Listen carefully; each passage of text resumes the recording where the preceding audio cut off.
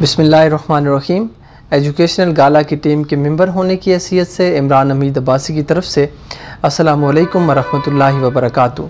मुअज़्ज़ज़ नाज़रीन, रमज़ान मुबारक की आज 16वीं नशिस्त है और अशरा मग़फ़िरत की 6ठी नशिस्त में आपकी खिदमत में हाज़िर हैं। आज का जो टॉपिक है वो है यौम विलादत इमाम हसन अलैहिस्सलाम, क्योंकि कल का जो दिन था वो हज़रत इमाम हसन के विलादत के हवाले से था। तो आज इंशाअल्लाह हम हज़रत इमाम अली मुकाम इमाम हसन अलैहिस्सलाम की विलादत की निस्बत से गुफ्तगू करेंगे। अल्लाह तबारक व तआला उनकी बारगाह में हमारी हाज़िरियों और हमारी अक़ीदतों को कबूल फ़रमाए। कौन इमाम हसन? ये वो इमाम हैं जिन्हें मुस्लिह उम्मत भी कहा जाता है, जो जिनके लिए जन्नत से सब्ज़ जोड़ा लाया गया। और हुज़ूर अलैहिस्सलाम को जिब्रील अमीन ने ये कहा कि या रसूलल्लाह, ये जो आपके दोनों नवासे हैं, एक को कर्ब बला के तपते हुए सहराओं में शहीद किया जाएगा और दूसरे को ज़हर दे के शहीद किया जाएगा। ये अभी बच्चे थे, तो इनकी जो ज़िंदगी थी जिब्रील अमीन ने हुज़ूर के सामने रख दी कि इन आपके नवासों का मुकाम क्या होगा, इनका माशरे में किरदार क्या होगा और इन्होंने किस तरह से आपके दीन की खिदमत करनी है। हुज़ूर हर चीज़ से वाकिफ़ थे, अपने नवासों की खिदमत के एतबार से और अपने नवासों के सब्र इस्तिक़लाल के एतबार से। आप इमाम हसन की ज़िंदगी उठा के देखें।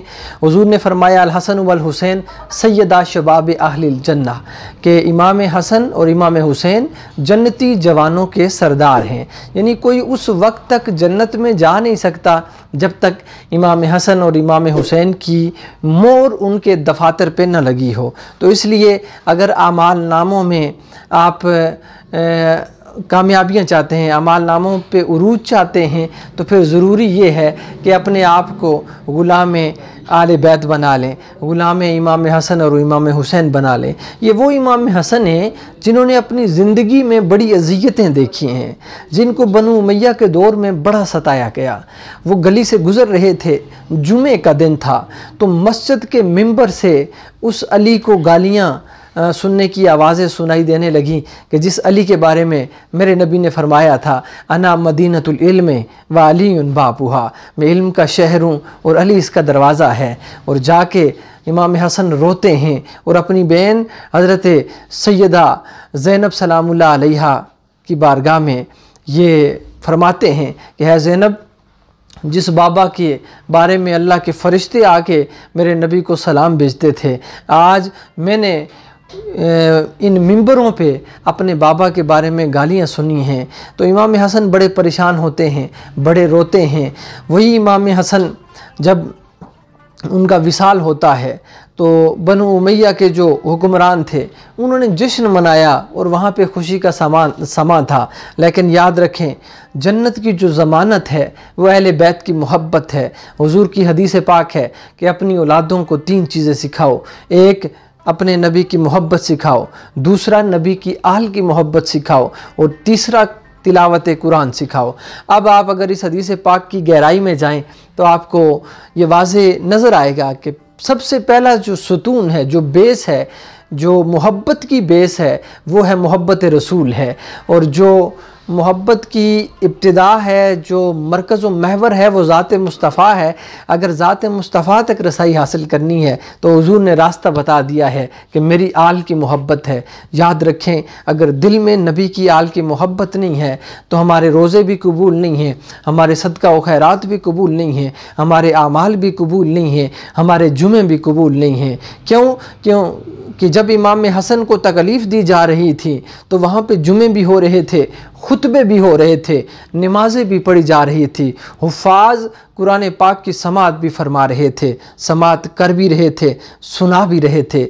लेकिन असल कुरान जो है वो अहले बैत की मुक़द्दस अज़वात हैं। अगर उनके साथ आपकी मोहब्बत बेलोस है तो समझ लें कि अल्लाह तबारक व तआला आपको कुरान का फैज़ अता फ़रमाएगा। अगर उनकी निस्बत अगर उनकी ज़ात के साथ आपकी निस्बत मजबूत है, आपकी अकीदत मजबूत है, अल्लाह आपको रमज़ान का फैज़ अता फ़रमाएगा। अगर उनकी ज़ात के साथ आपकी निस्बत मजबूत है, अल्लाह आपके रोज़ों को, सदका व खैरात को अपनी बारगाह में दर्जा कबूलियत अता फ़रमाएगा।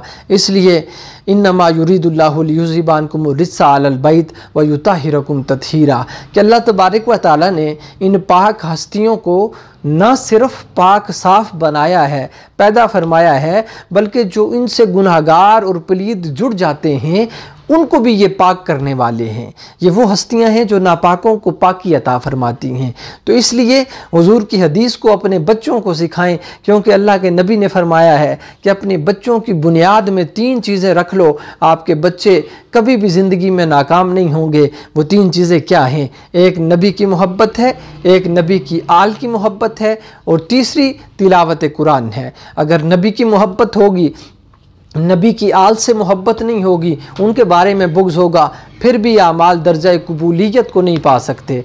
अगर नबी की आल से भी मोहब्बत नहीं है, फ़कत कुरान की तिलावत भी आपको मकाम व मंजिलत नहीं दे सकती। याद रखें, कायनात में इब्लीस से बढ़ के कोई इबादत गुजार न था, कोई आबिद न था, लेकिन कोई आलिम न था। फ़र्क क्या था कि वो आशिक न था। इसलिए अहले बैत की हस्तियों से इश्क करें, ताकि अल्लाह तबारक व तआला आपकी दुनिया में भी आपको इज़्ज़तें अता फ़रमाए, और कल क़यामत के दिन भी अल्लाह तबारक व तआला आपको इमाम हसन और इमाम हुसैन के साया रहमत के नीचे वो साया नसीब फरमाए, जिसमें आप जन्नत में जाके भी अपनी इन मुक़द्दस हस्तियों की ग़ुलामी में ज़िंदगी बसर कर सकें। अल्लाह तबारक व तआला हमें इमाम हसन और इमाम हुसैन की हकीकी मानों में ग़ुलामी करने की और अपने आल को ग़ुलाम बनाने की तौफ़ीक़ अता फ़रमाए। अस्सलामु अलैकुम व रहमतुल्लाहि व बरकातुहू।